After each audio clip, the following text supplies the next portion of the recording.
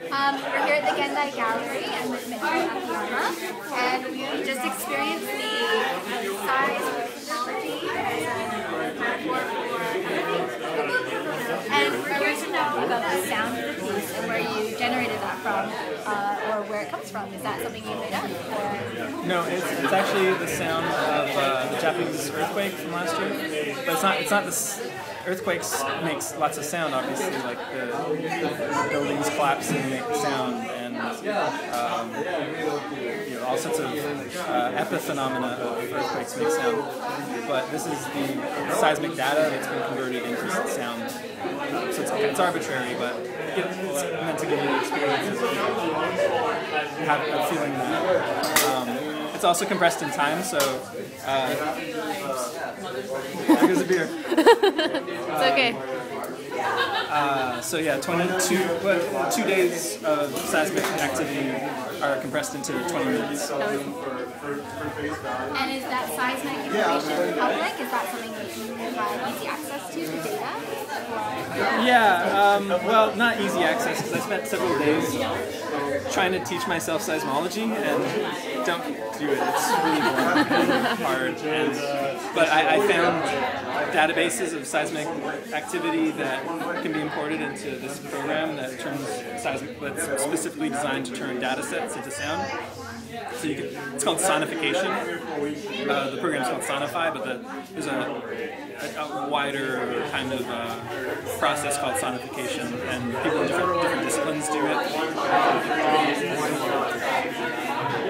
So I plugged the data from the earthquake into the sonification program and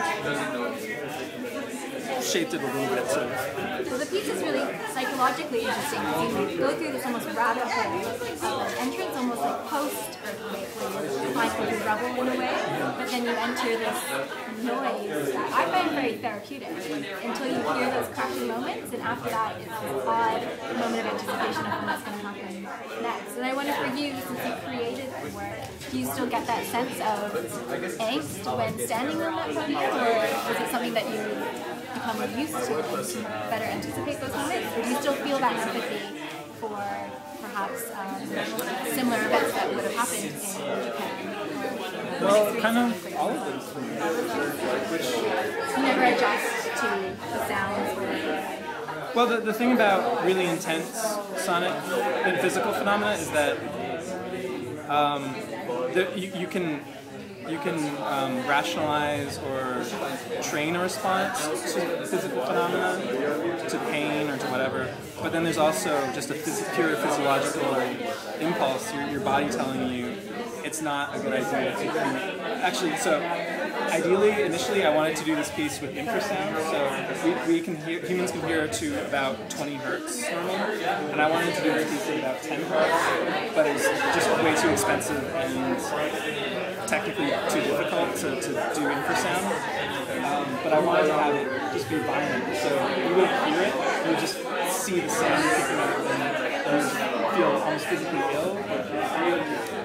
It's kind of a light version. Well, you made our friend Maria feel queasy, so oh, really? It had some physical. Well, and that was interesting that you talked about it falling into the rabbit hole and having it be